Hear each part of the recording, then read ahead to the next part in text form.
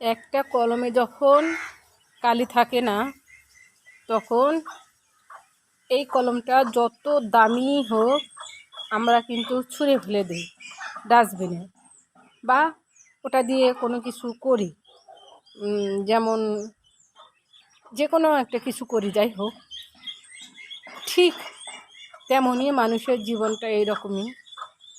যদি কখনো মনটা মরে যায়, মনটা মানে পাথরে পরিণত হয় ধোঁকা খেতে খেতে, তখন আর ওই হৃদয়ের খাতাটা একদম লেখার জায়গা থাকে না। ঠিক বলেছি কি না জানাবেন, এবং ভালো লাগলে লাইক, কমেন্ট, শেয়ার করবেন।